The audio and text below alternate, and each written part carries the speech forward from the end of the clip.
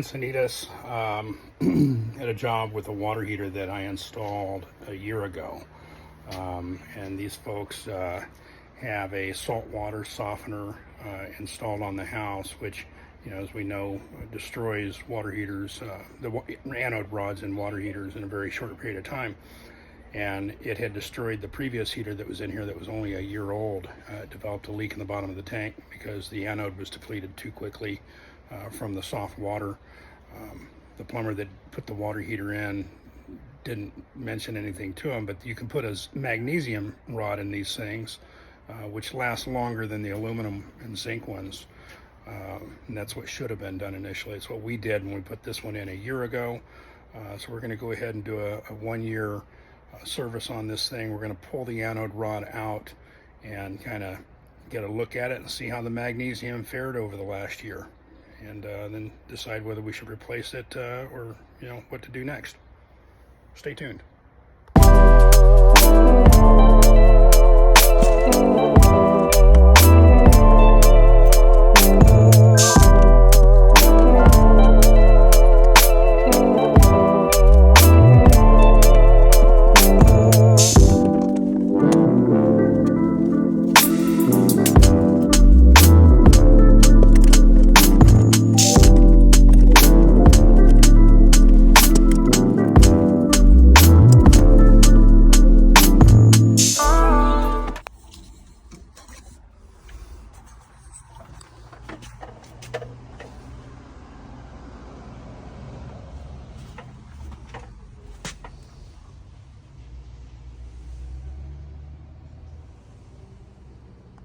Okay, so you can see we've drained enough water out of the water heater here that we can do this anode rod replacement. And we have removed the pump at this point. So now we're going to go ahead and pull the previously installed magnesium nipple anode rod out of the heater and get a look at it.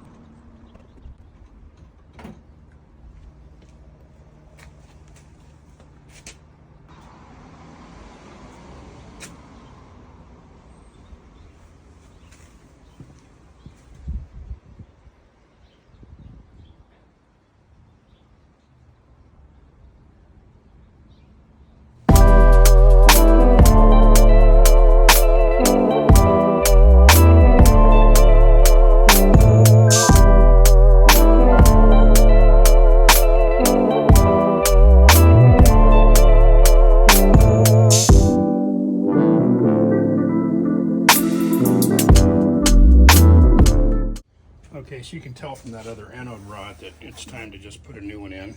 It's been a year, almost, since it was installed. So as you can see from that photo of the two anode rods, the one that was installed in here a year ago, again, now we're dealing with a brand new water heater, or a 1 year old water heater that is subjected to a saltwater softener.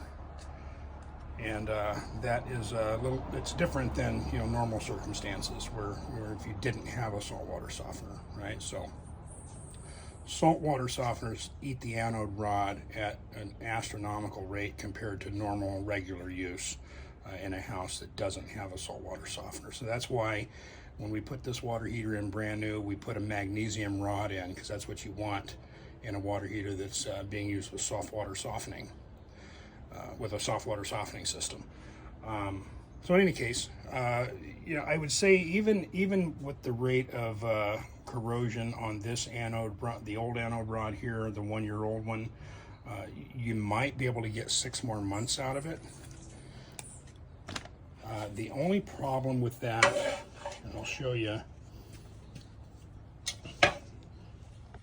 is right here on this one, is that it always corrodes faster at the top. You see how much smaller, narrow the amount of zinc left there is compared to the rest of it. Now this is a stainless steel core, so it's going to corrode last. That's the steel inner cable that runs and connects the sections of magnesium together. But that spot right there, there's no cord there.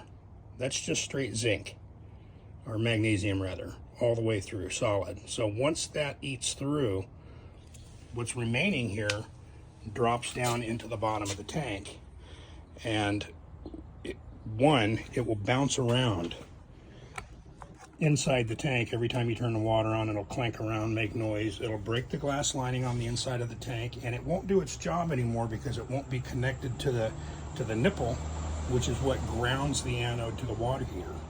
If the anode is not grounded by that nipple at the top and it's just bouncing around, it's completely ineffective. It cannot do its job, and it causes damage to the interior of the tank. So that's the importance of replacing it, being proactive, as these customers are, and replacing this thing before that happens. And ultimately, even more important, so before it completely deteriorates and isn't allowed to do its job anymore because, you know, of the effects of the soft water. Under normal circumstances, this would be an aluminum and zinc anode rod for use on a home with no soft water softening system. And under normal circumstances, an anode rod will last about 4 years versus a single year in this case. So now that we've explained that, we're going to finish putting some thread sealant tape on this guy.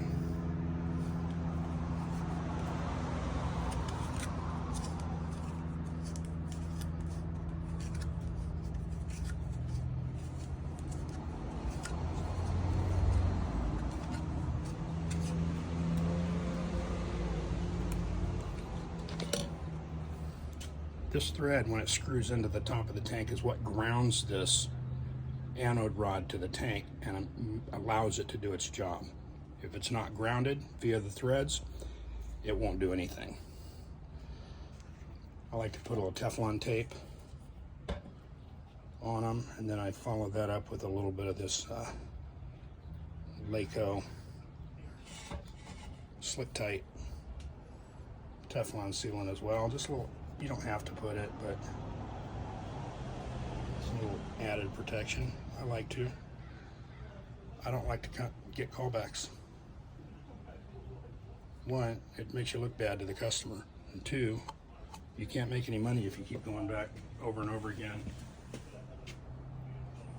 to correct something that should have been done a certain way the first time. There you go, all doped up. I'm gonna go ahead and insert it in the tank and tighten it up.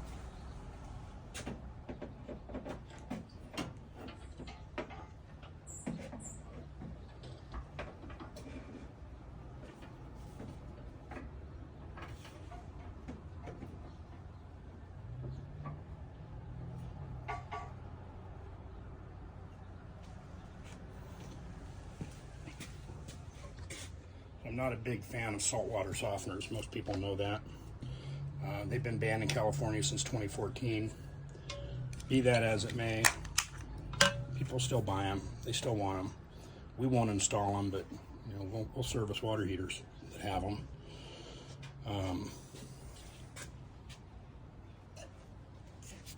But be that as it may, they do a very good job at combating the calcium and magnesium deposits, the hard water problems that we have. And as long as you're proactive and you replace this anode rod on schedule, then you don't have to worry about it destroying your water heater. In a house with a tankless water heater, you don't have any of these issues. But I can tell you, when we drained 5 gallons of the water out of this so that we could do this anode rod, the water's clean. No sediment, no calcium and magnesium sediment flowing into the bucket. So yeah, they do a very good job at combating the hard water problem.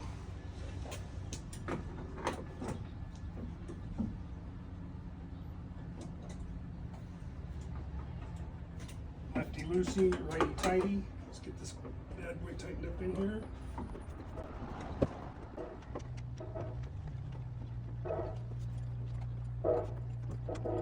Okay, so just a little recap here. We've got the new anode rod installed. Okay. Right there.